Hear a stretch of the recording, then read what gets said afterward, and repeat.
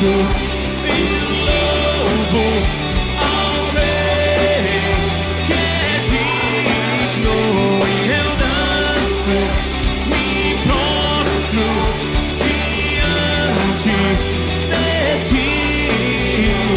Eu canto e louvo ao Rei que é digno, eu danço, me prostro diante de ti.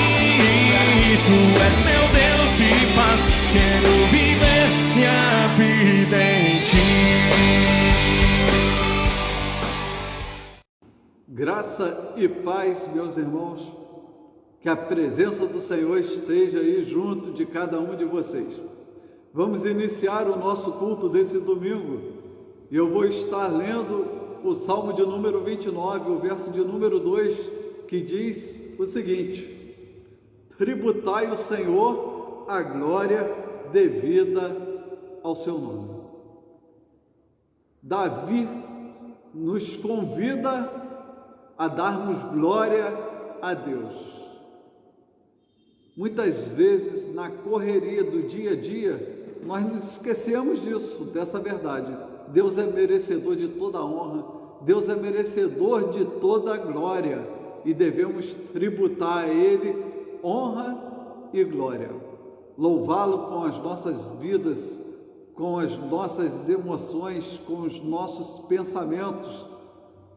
E por vezes, na correria do dia a dia, nós não temos sequer um momento que nós expressamos esse louvor e essa adoração a Deus. Há momentos que nós negligenciamos essa verdade, mas Davi nos alerta: tributai a Deus a honra e a glória devida ao seu nome. Então eu te chamo para estar comigo entoando o cântico de número 107, que tem como título Ao Pé da Cruz. Entoe esse cântico como um tributo ao nosso Deus de louvor e adoração.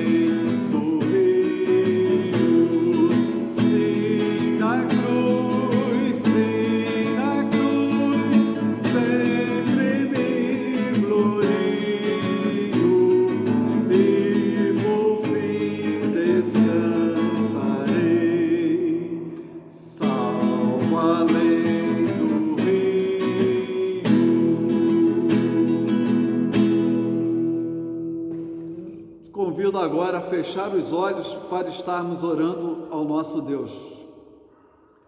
Senhor, nosso Deus, que nós possamos estar nos gloriando sempre na Tua cruz, que nós possamos sempre estar usando as nossas vidas para Te louvar, para Te engrandecer, para proclamar as Tuas maravilhas, ó Deus.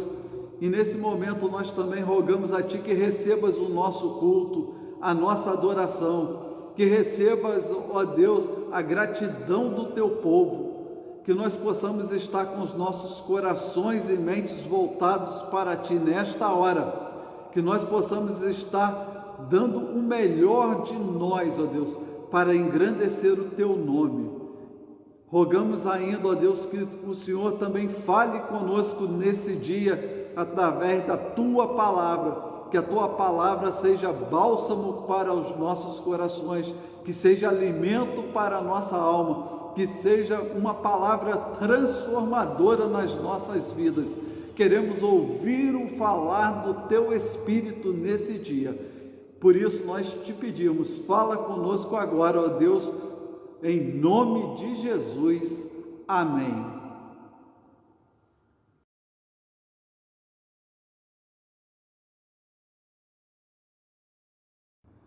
Convido você a abrir a palavra do Senhor no livro de 1 Coríntios, no capítulo de número 1, estaremos lendo a partir do verso 26 até o capítulo 2, no verso de número 5. Coríntios 1, 26 até o capítulo 2, verso de número 5. Diz-nos assim a palavra do nosso Deus: Irmãos, reparai, pois, a vossa vocação, visto que não foram chamados muitos sábios segundo a carne, nem muitos poderosos, nem muitos de nobre nascimento. Pelo contrário, Deus escolheu as coisas loucas do mundo para envergonhar os sábios, e escolheu as coisas fracas do mundo para envergonhar as fortes. E Deus escolheu as coisas humildes do mundo e as desprezadas e aquelas que não são, para reduzir a nada as que são, a fim de que ninguém se vanglorie na presença de Deus. Mas vós sois deles em Cristo Jesus, o qual se nos tornou da parte de Deus sabedoria e justiça e santificação e redenção, para que, como está escrito, aquele que se gloria, glorie-se no Senhor. Eu, irmãos, quando fui ter convosco, anunciando-vos o testemunho de Deus, não o fiz com ostentação de linguagem ou de sabedoria, porque decidi em nada saber entre vós, senão a Jesus Cristo e este crucificado. E foi em fraqueza, temor e grande tremor que eu estive entre vós. A minha palavra e a minha pregação não consistiram em linguagem persuasiva de sabedoria, mas em demonstração do Espírito e de poder, para que a vossa fé não se apoiasse em sabedoria humana, e sim no poder de Deus. Que Deus nos abençoe na meditação desse texto que foi lido.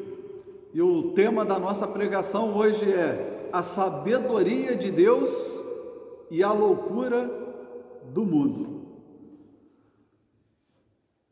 Esse mês, todos nós vimos duas cenas que foi passado em muitos jornais na TV, e eu quero recordá-las aos irmãos. São duas cenas que me chamaram a atenção. A primeira foi um casal que foi abordado durante a pandemia no Rio de Janeiro, e o fiscal queria que eles colocassem máscaras, e de repente a mulher falou para o fiscal a seguinte frase: cidadão não, engenheiro civil, formado melhor do que você.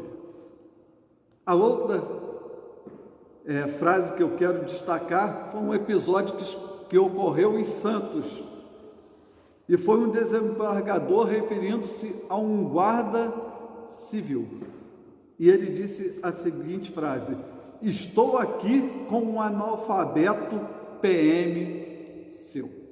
Ele falou essa frase no telefone para um superior do guarda, e essa foi a frase que foi dita.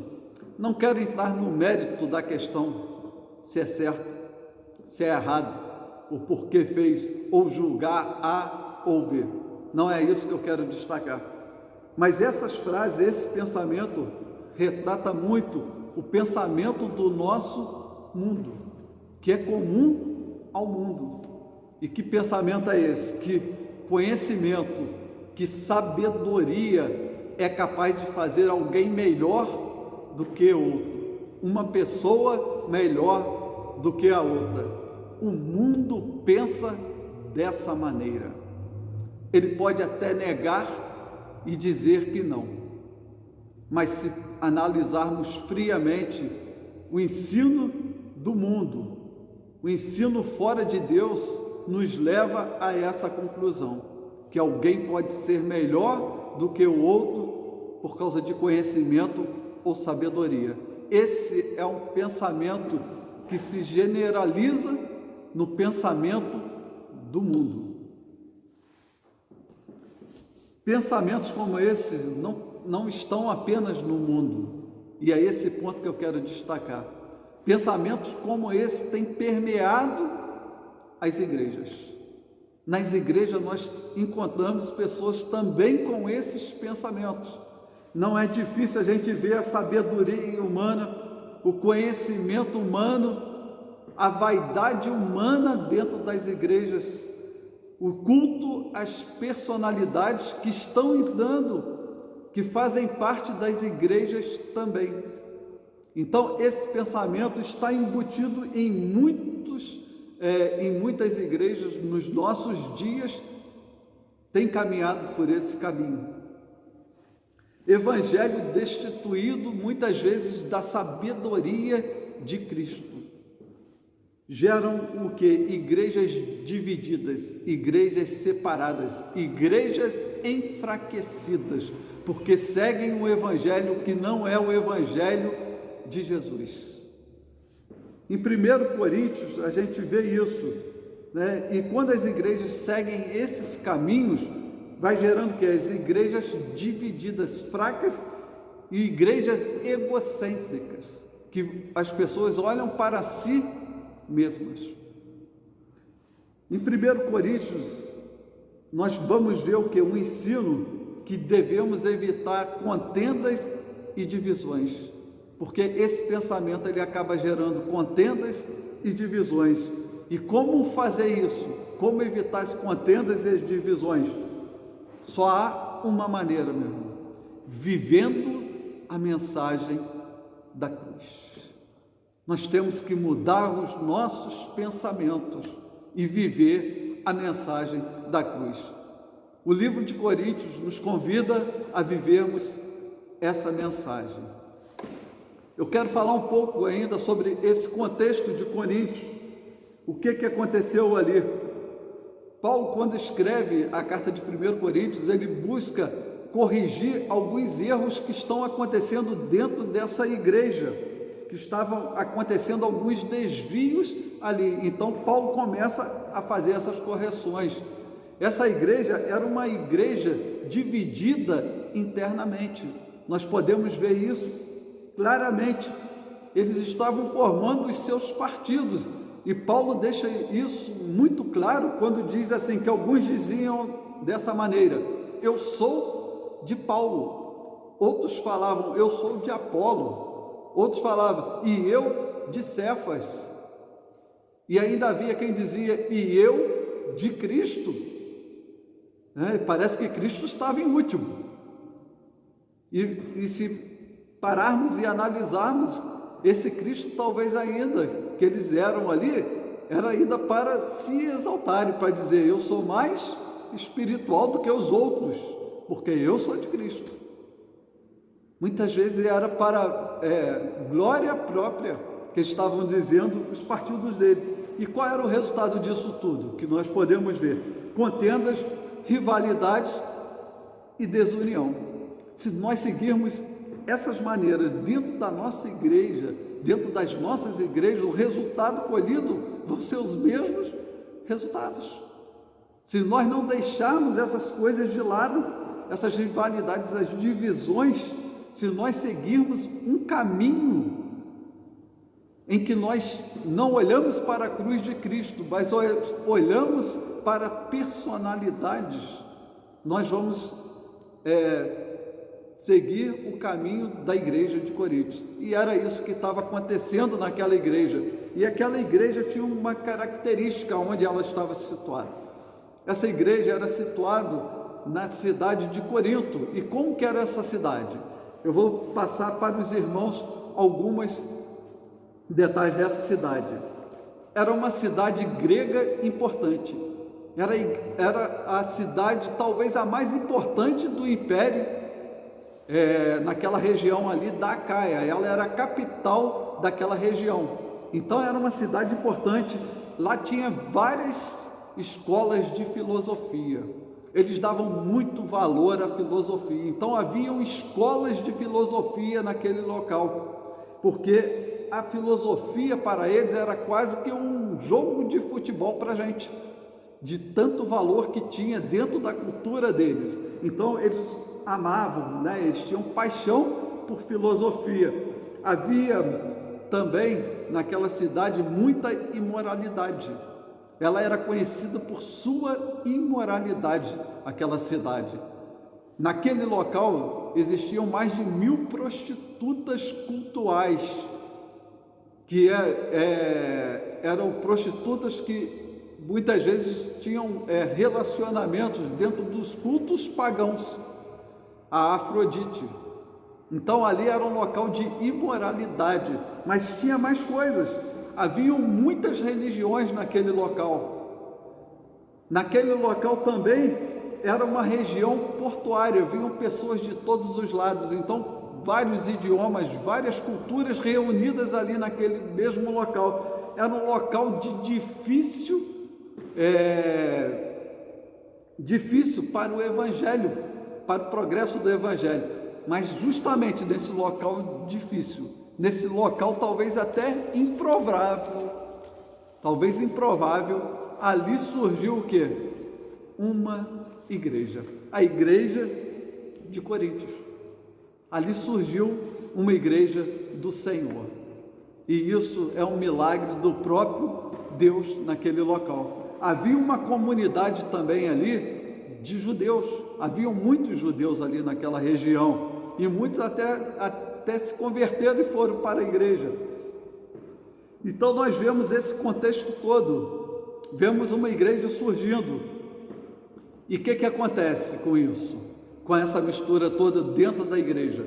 Convertidos, sim, porém muitas pessoas ainda imaturas, que não tinham consistência naquilo que criam. Então eles levavam esses costumes para a igreja. O que eles viam lá fora, eles levavam.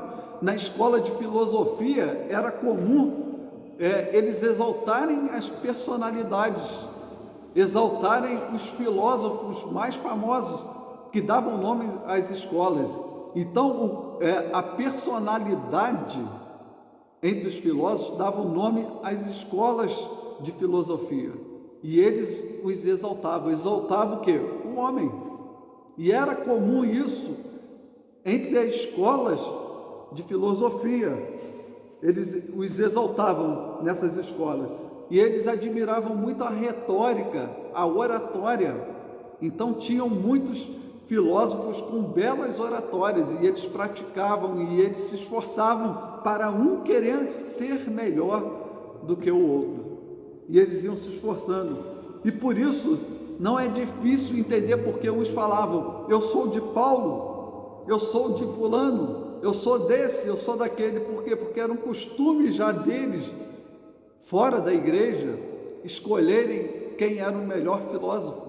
E quando eles entraram para a igreja, eles levaram um pensamento do mundo, um pensamento de fora para dentro da igreja. E eles começaram a falar: não, eu sou de Paulo. Paulo foi aquele que veio aqui e pregou, é o nosso pai. Outros falavam: não, eu sou de Apolo. Por quê? Porque Apolo tem uma oratória muito boa, é da escola de Alexandria, é alguém muito preparado. Outros falavam: não, eu sou de Cefas, porque Cefas, sim, Cefas era apóstolo, ele andou com Jesus. E outros falavam: eu sou de Jesus. Mas por quê? Querendo ser muitas vezes superior aos outros. Então era comum, e isso foi gerando os partidos dentro da igreja. Paulo diz que a mensagem da cruz, na mensagem da cruz, não há lugar para a sabedoria humana. Temos que pensar nisso. Não há lugar para a sabedoria humana dentro da mensagem da cruz. Então Paulo joga um balde de água fria no pensamento deles. A mensagem da cruz, ela não é mais uma filosofia, queridos.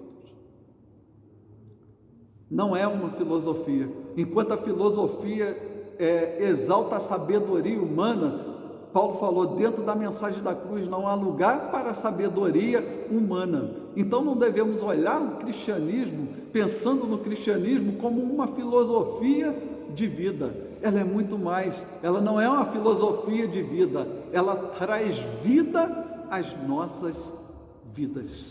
A mensagem da cruz é a única que é capaz de trazer vida para as nossas vidas.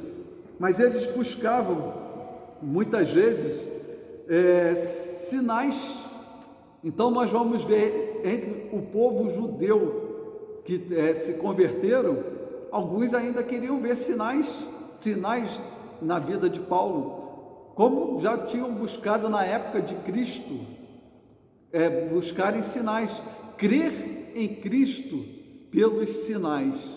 Nós não podemos viver a nossa vida em busca de sinais para crer que Cristo é o Messias prometido.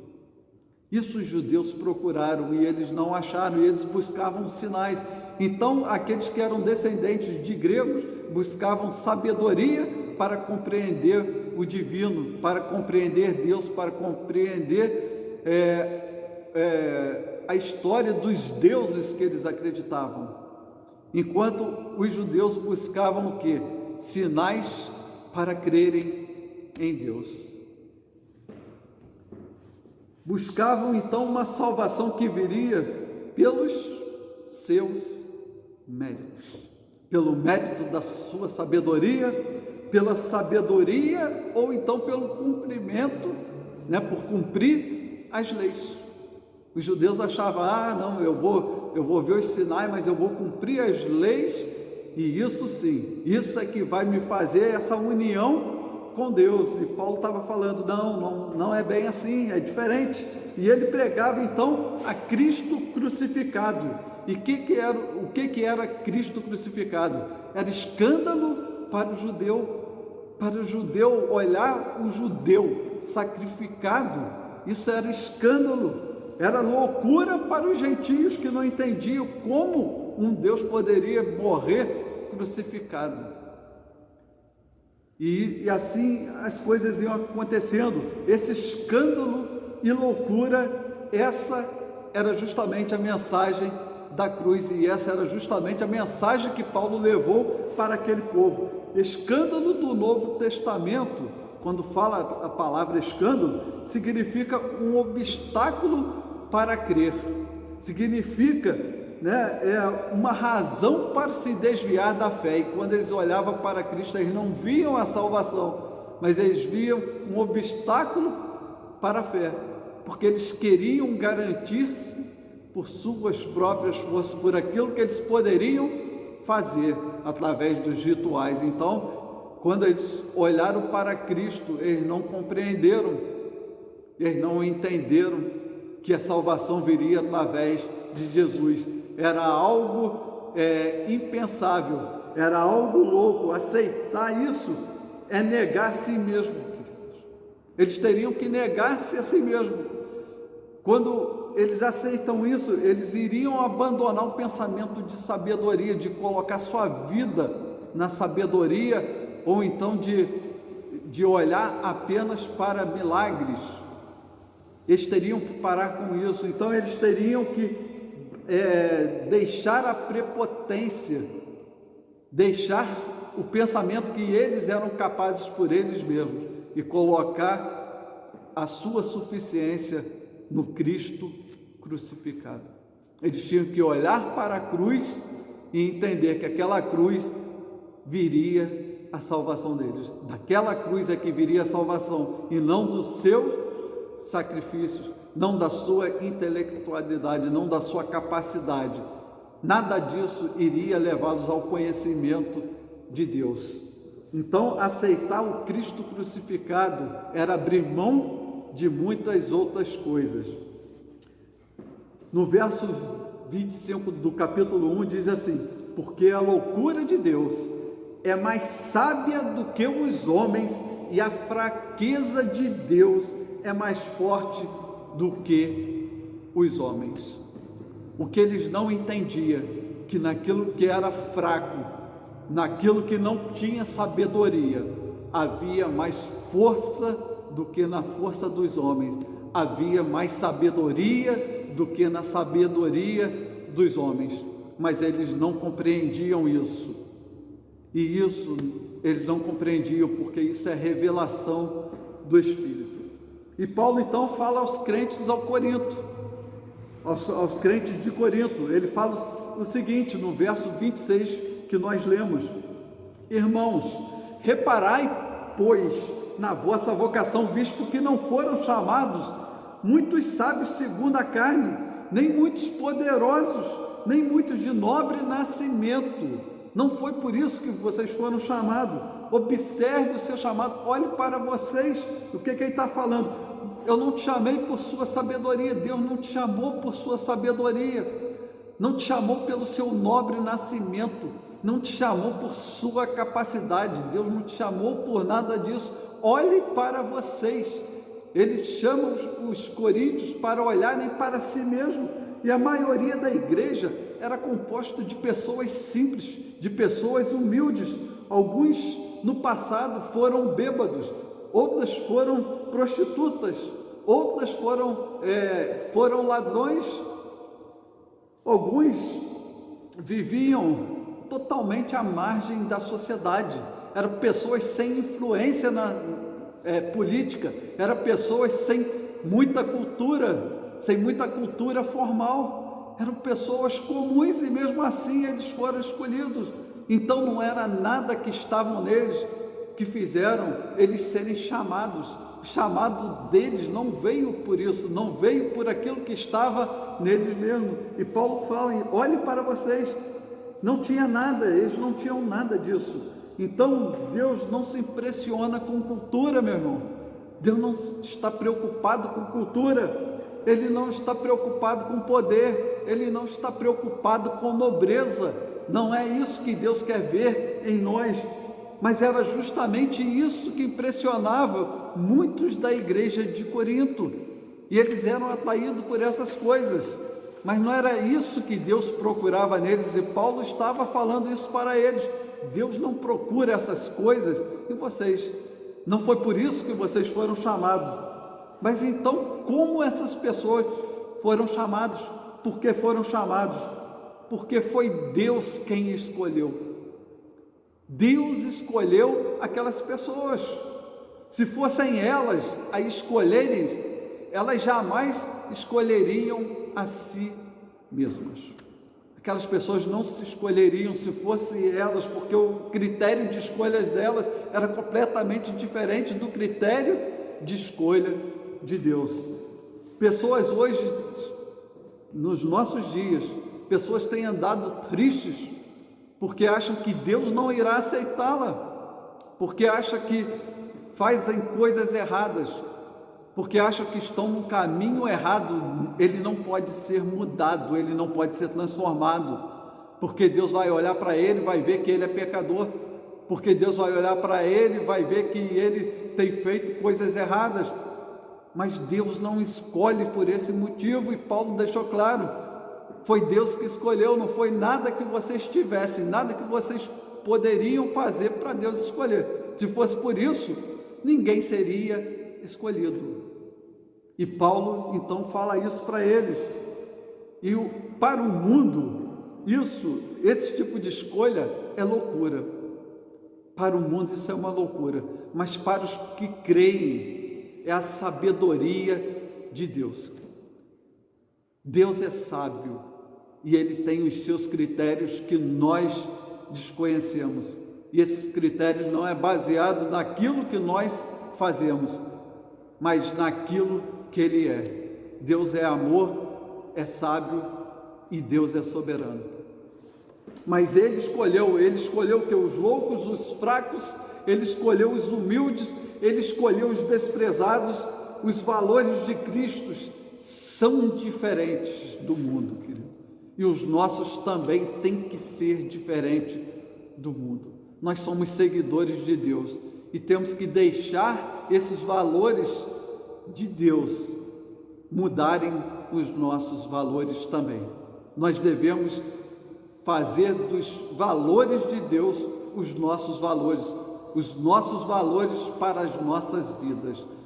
Devemos guiar nossas vidas pelos valores de Deus. Sem Deus escolher, seria impossível que aquelas pessoas viessem a crer na mensagem da cruz. Se Deus não nos escolher, seria também impossível seguirmos o caminho de Deus, conseguirmos compreender a mensagem da cruz de Deus.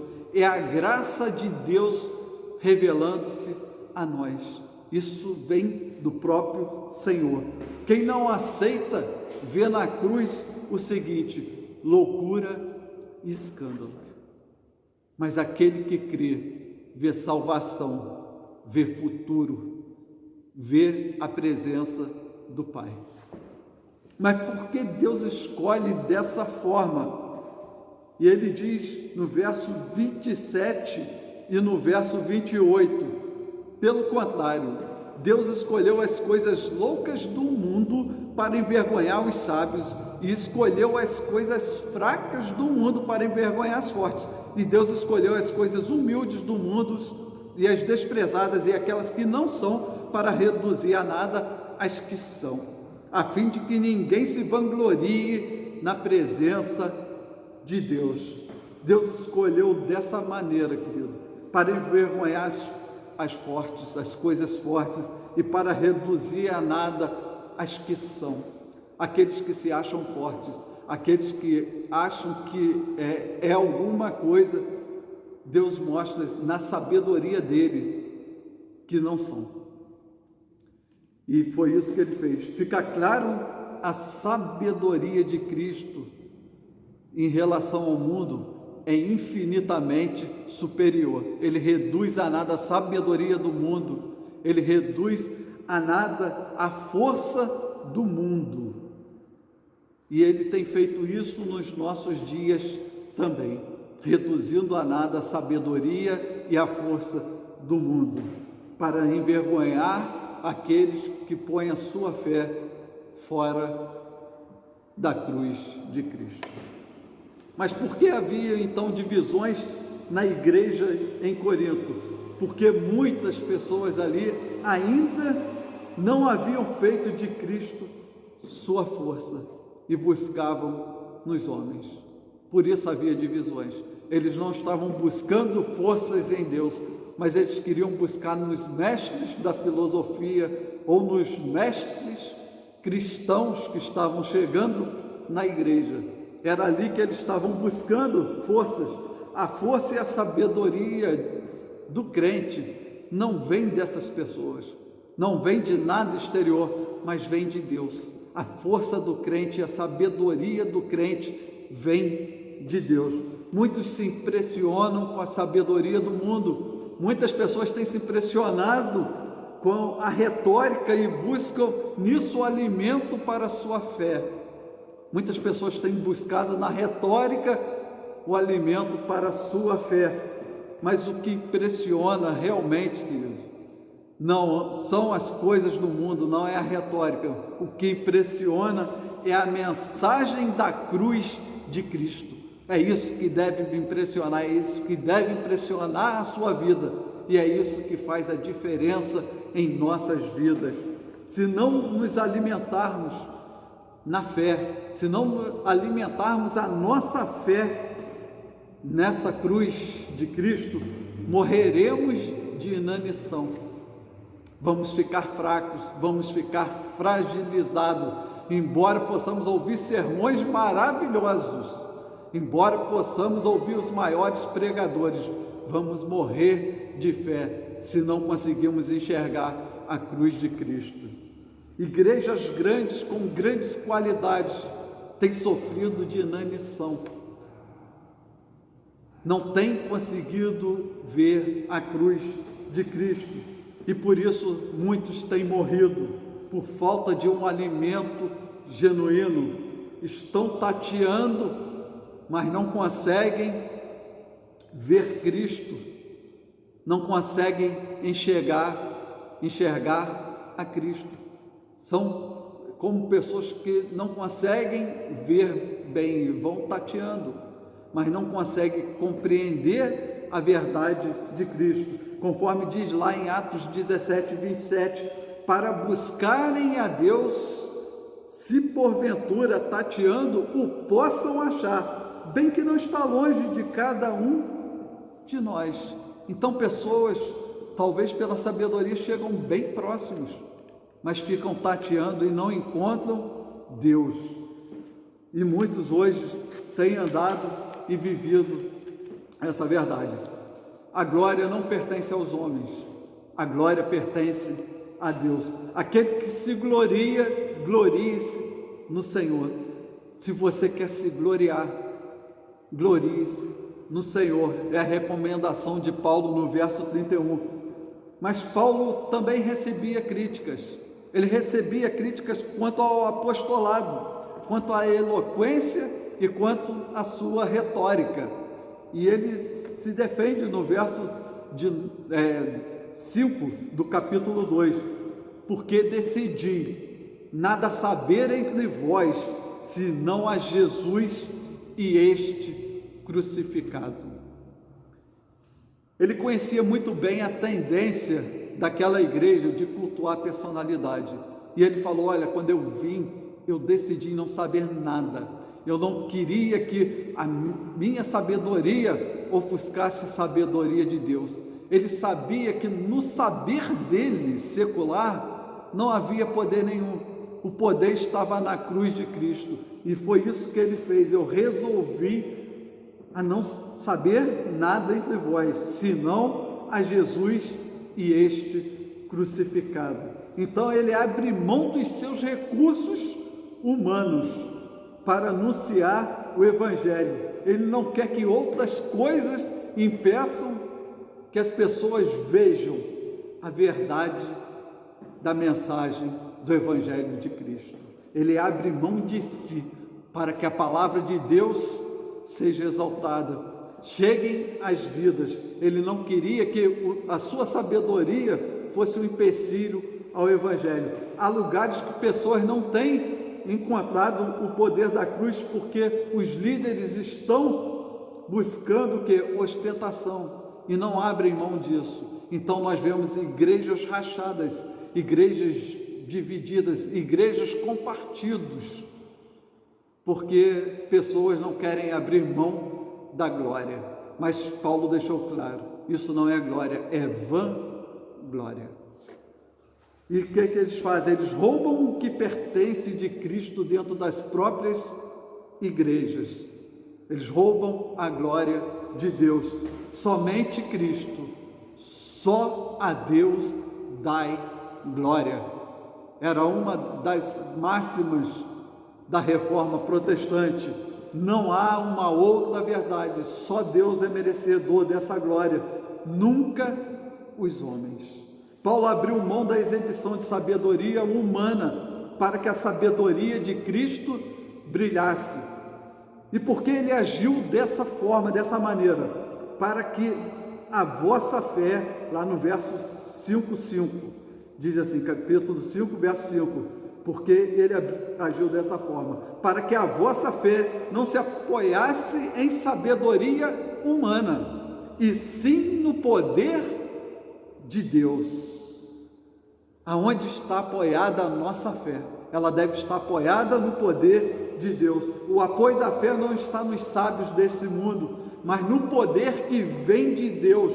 Jesus, humilde, fragilizado na cruz, esse é o poder de Deus. Esse é onde nós devemos basear a nossa fé.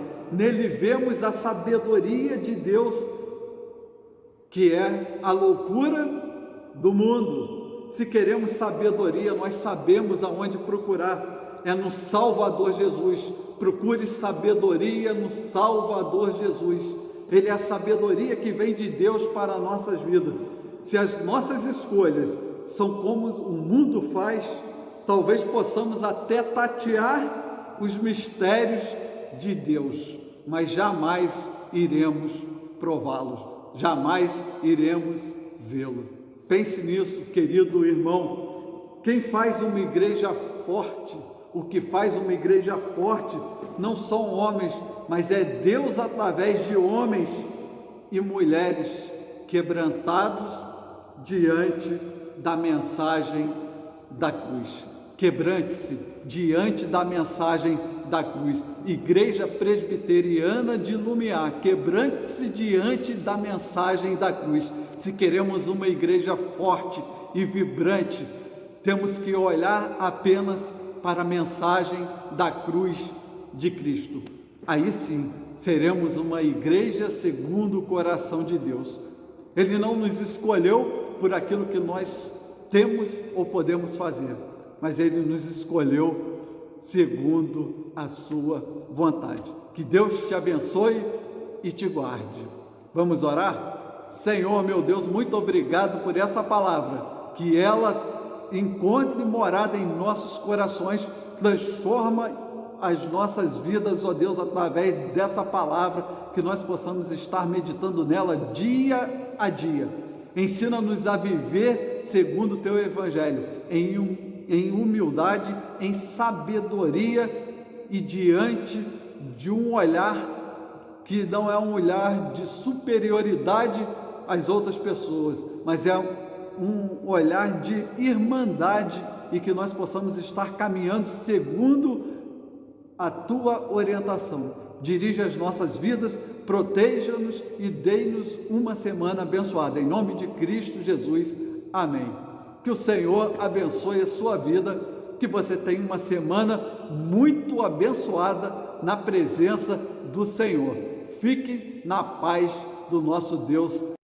Que Deus te abençoe.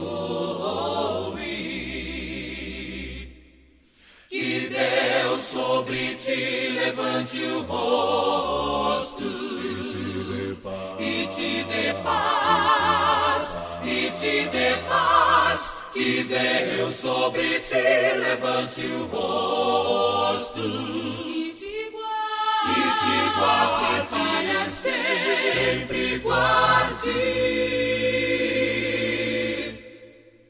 Que Deus te guarde, Deus te guarde, guarde até o fim.